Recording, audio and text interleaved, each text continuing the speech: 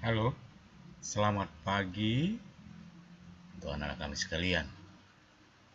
Sekarang kita masuk materi yang baru, ya. Materi yang baru mengenai bab 2, interaksi sosial dan lembaga sosial, dan subtemanya adalah bagian ketiga, yaitu tentang lembaga sosial. Oke, baik. Lembaga sosial, ya, Bapak kasih penjelasan sedikit dulu. Lembaga sosial itu merupakan suatu harapan yang muncul dari kegiatan interaksi sosial, ya, sebelum materi yang sebelumnya. Jadi interaksi sosial itu terjadi di mana karena terjadi interaksi sosial itu muncullah lembaga sosial. Nah, itu yang mau kita bahas dalam topik kali ini, ya. Topik kali ini nanti ada beberapa kali eh, pembahasan, yaitu mengenai beberapa lembaga sosial yang ada di Indonesia. Jadi untuk hari ini kita membahas tentang pengantar, apa pengertian dari lembaga sosial itu. Oke, baik. Untuk itu mari kita lihat dulu tujuan pembelajaran kita, ya. Baik. Hari ini kita membahas tentang 3 tujuan pembelajaran. Yang pertama menjelaskan pengertian lembaga sosial. Yang kedua, mendeskripsikan proses pertumbuhan lembaga sosial itu. Lalu yang ketiga adalah menjelaskan fungsi dan tujuan dari lembaga sosial itu. Oke, inilah 3 pembahasan pada hari ini. Baik, untuk memulainya mari kita lihat gambar berikut ini.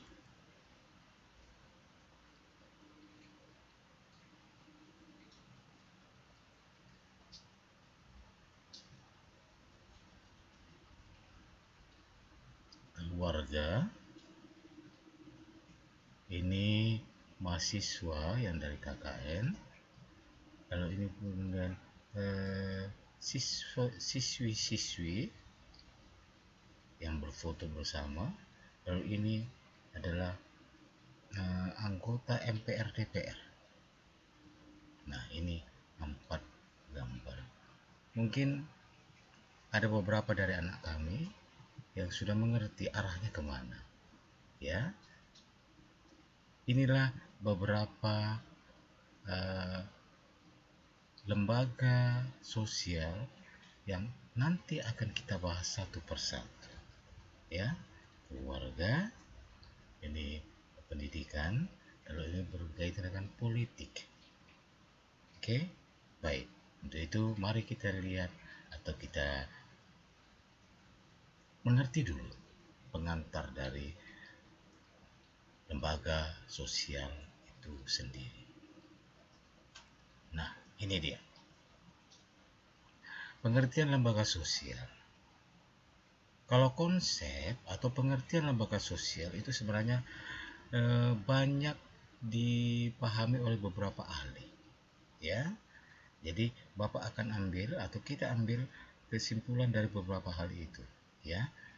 Yang pertama, menurut Wharton dan Hume, lembaga sosial atau institution bukanlah sebuah bangunan, bukan kumpulan dari sekelompok orang, dan bukan sebuah organisasi. Nah, lembaga atau institutions adalah suatu sistem norma untuk mencapai suatu tujuan atau kegiatan yang oleh masyarakat dipandang penting atau secara formal, sekumpulan kebiasaan dan tata kelakuan yang berkisar pada suatu kegiatan pokok manusia. Dengan kata lain, lembaga adalah proses yang terstruktur, tersusun untuk melaksanakan berbagai kegiatan tertentu. Oke. Nah, tadi Bapak di bagian pengantar sudah beritahu bahwa interaksi sosial itu terjadi karena manusia melakukan kegiatan itu. Jadi, karena ada interaksi maka dibutuhkan lembaga sosial. Nah, ini dia. Ya. Baik. Harus diingat bahwa Pranata tidak sama dengan lembaga sosial. Nah, ini dia. Institution atau Pranata adalah sistem, norma atau aturan yang menyangkut suatu aktivitas masyarakat yang bersifat khusus. Itu Pranata. Jadi aktivitas masyarakat yang bersifat khusus. Sedangkan institut atau lembaga adalah badan atau organisasi yang melaksanakannya. Nah, lembaga sosial merupakan wadah atau tempat dari aturan khusus. Nah, wujudnya berupa organisasi atau asosiasi. Nah, ini dia. Ya. Baik, itu mengenai pengertian lembaga sosial. Oke, kita lanjut. Ada beberapa pendapat mengenai tentang definisi lembaga sosial. Kita lihat hanya 3. Sebenarnya bisa banyak, ya. Yang pertama, menurut Koncaraningrat, ini tokoh Indonesia. Pranata sosial adalah suatu sistem tata kelakuan dan hubungan yang berpusat kepada aktivitas sosial untuk memenuhi kompleks kebutuhan khusus dalam kehidupan masyarakat. Ya, ini dia. Lalu yang kedua, menurut Leopold von Wells dan Becker, lembaga sosial adalah jaringan proses hubungan antar manusia dan antar kelompok yang berfungsi memelihara hubungan itu beserta pola-polanya yang sesuai dengan minat kepentingan individu dan kelompoknya. Oke, itu menurut Leopold dan Becker. Lalu yang ketiga, menurut Surjono Sukanto, Pranata sosial adalah himpunan norma dari segala tingkatan yang berkisar pada suatu kebutuhan pokok dalam kehidupan masyarakat. Itu 3 pendapat definisi tentang lembaga sosial atau pranata sosial. Ya, baik, kita lanjut mengenai proses pertumbuhan lembaga sosial itu. Nah, ada 2 cara pertumbuhan lembaga sosial. Secara tidak terencana, yang pertama, lalu yang kedua adalah secara terencana. Nah, kita lihat penjelasannya. Secara tidak terencana artinya institusi itu lahir secara bertahap dalam kehidupan masyarakat. Biasanya hal itu terjadi ketika masyarakat dihadapkan pada masalah atau hal yang berhubungan dengan pemenuhan kebutuhan hidup yang sangat penting. Nah, ini dia. Ini muncul tidak terencana. Karena sangat penting maka dibutuhkanlah itu. Oke, baik. Contohnya nanti bisa kamu lihat dan bisa kamu cari lain banyak di lingkungan hidup kita, ya. Lalu yang kedua, secara terencana.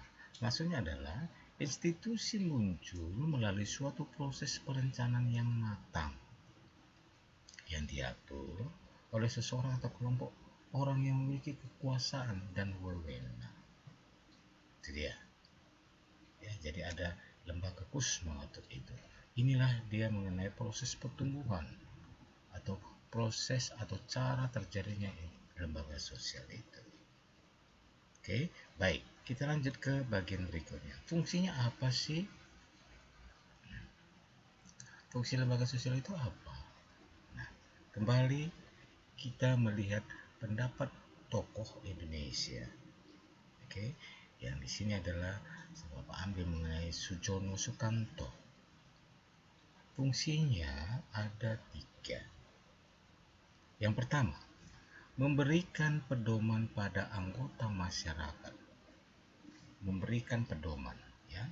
Bagaimana mereka harus bersikap atau bertingkah laku dalam menghadapi masalah yang muncul di lingkungan masyarakat, termasuk yang menyangkut hubungan pemenuhan kebutuhan hidup. Oke, bagaimana mereka bersikap. Lalu yang kedua, menjaga keutuhan masyarakat yang bersangkutan. Lalu yang ketiga, memberikan pengarahan kepada masyarakat untuk mengadakan sistem pengendalian sosial. Pengarahan. Ini 3 fungsi lembaga sosial menurut Sir John Sukanto. Oke ya, baik, kita lanjut. Pendapat yang kedua, menurut Horton dan Huhn, lembaga sosial memiliki 2 fungsi. 1. Fungsi manifest atau fungsi nyata, yaitu fungsi lembaga yang disadari dan diakui oleh seluruh masyarakat. Lalu yang kedua, fungsi laten atau fungsi terselubung, yaitu fungsi lembaga sosial yang tidak disadari atau bahkan tidak dikehendaki, atau mungkin jika diikuti dianggap sebagai hasil sampingan dan biasanya tidak dapat diramalkan. Itu fungsi terselubung. Ya, saya jelas. Itu mengenai 2 fungsi menurut Horton dan Huhn. Jadi ada 2 Bapak ambil pendapat para tokoh mengenai fungsi lembaga sosial. Baik, kita masuk ke tujuan pembelajaran yang ketiga, yaitu mengenai tujuannya apa. Nah, tujuan lembaga sosial apa? Nah, di sini ada 8 tujuan lembaga sosial menurut Koncaraningrat. Oke. Ada pemenuhan kebutuhan sosial dan kekerabatan, ada memenuhi kebutuhan manusia untuk mata pencaharian hidup, ada memenuhi kebutuhan pendidikan, memenuhi kebutuhan ilmiah, ya, ada memenuhi kebutuhan rohani, kebutuhan berhubungan dengan Tuhan, religius. Lalu kemudian ada juga yang memenuhi kebutuhan kehidupan berkelompok serta bernegara. Lalu ada yang kedelapan adalah kebutuhan jasmani manusia. Nah, ini ada 8 tujuan lembaga sosial. Nanti tujuan spesifik nanti kita lihat per lembaga sosial yang akan kita bahas berikutnya. Oke, baik, untuk hari ini sampai situlah aku. Jadi 3 pembahasan kita atau tujuan pembelajaran kita hari ini, yaitu mengenai yang tadi, ya, pengertiannya sudah, proses pertumbuhannya bagaimana, kemudian fungsi dan tujuan dari lembaga sosial itu bagaimana. Nah, itu yang tadi kita Bapak sudah jelaskan.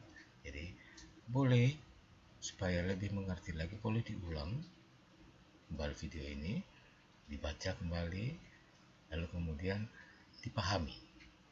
Ya, nanti sesudah ini boleh kamu lihat di lembar kerja siswa apa yang harus kau kerjakan. Ada 2 soal yang semuanya adalah berhubungan dengan topik hari ini. Oke, anak-anakku. Oke, sampai jumpa kembali. Tetap semangat dan jaga kesehatan. Selamat pagi.